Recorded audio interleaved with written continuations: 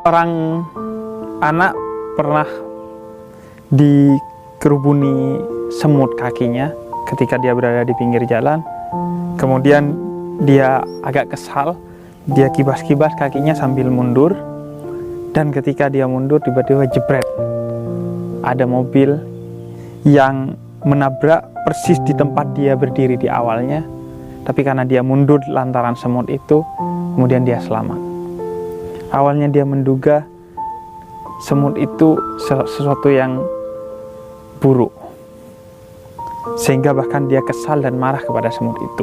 Tapi justru pada apa yang dia anggap buruk itu, nyawanya selamat. Begitulah hidup. Kita diajarkan untuk selalu berprasangka baik kepada Allah. Bagaimana kita menyikapi musibah atau ujian yang diberikan oleh Allah kepada kita, agar kita kemudian bisa berdamai dengan musibah atau ujian itu dan justru mendapatkan kebaikan dari musibah dan ujian tersebut. Tentu termasuk saya, sebagian kita sering mengeluh, kenapa sih hidup gini-gini aman kita? Uang nggak banyak, sering sakit, kalau yang anak muda jomblo, dan lain sebagainya. Dan bahkan lebih jauh kita kadang mempertanyakan, Allah sayang nggak sih sama kita? Bahkan sampai pada kenapa sih kita diciptakan kalau hidup kita susah begini? Maka perlu ada pemahaman baru bagi kita tentang bagaimana menyikapi ujian yang diberikan oleh Allah kepada kita. Yang pangkalnya adalah selalu berhusnudzon, berprasangka baik kepada semua yang Allah limpahkan kepada kita. Karena kata Allah, ana inda dzanni abdi bi, aku tergantung pada prasangkamu kepadaku. Kalau kamu menduga yang Allah berikan kepadamu dalam bentuk ujian itu adalah kebaikan, maka ia akan menjadi kebaikan. Begitu juga sebaliknya, kalau kamu menduga ujian itu adalah keburukan, maka dia akan menjadi keburukan. Sebab sesuatu yang tampak baik belum tentu ia baik. Sebagaimana sesuatu yang sifatnya musibah, bencana, kemiskinan, kelaparan, kejombloan, dan lain sebagainya, dia belum tentu keburukan. Bisa jadi ia adalah kebaikan yang berselubung dengan sesuatu yang buruk. Hanya tampilan luarnya saja buruk.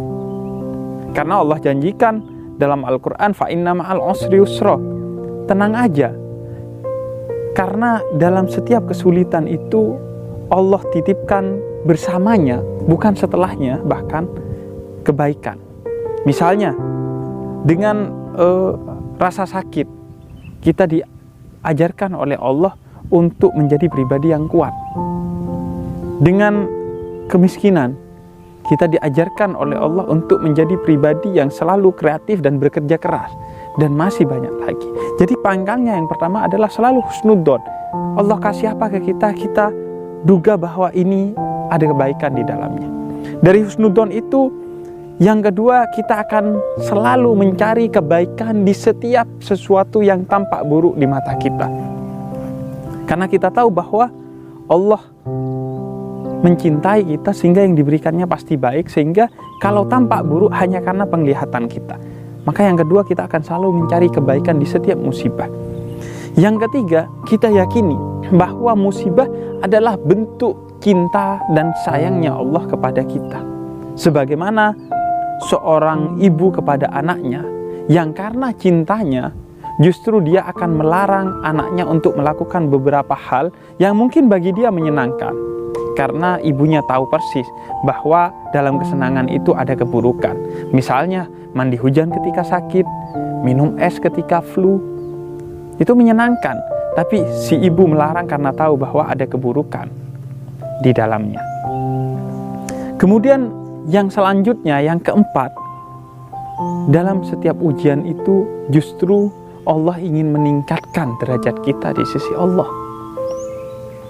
Sebagaimana seorang anak yang mau naik dari satu kelas ke kelas lainnya, maka dia diberi ujian. Nah, karena itu setiap ujian itu justru adalah bentuk Allah ingin mengangkat derajat kita pada sisi yang lebih baik. Dan yang kelima, sekaligus yang terakhir, adalah pada ujian kadang itu cara Allah untuk menghapus dosa-dosa kita. Dengan rasa sakit, dengan kekurangan, dan lain sebagainya, itu cara Allah untuk menghapus dosa, keburukan, dan lain sebagainya dari hal-hal yang negatif yang ada pada diri kita dan kita tidak kuasa menghapusnya, maka Allah turun tangan dengan memberikan ujian untuk menghapus. Pada akhirnya, ujian justru menggiring kita kepada satu hal yang sangat mulia, yaitu rasa sabar.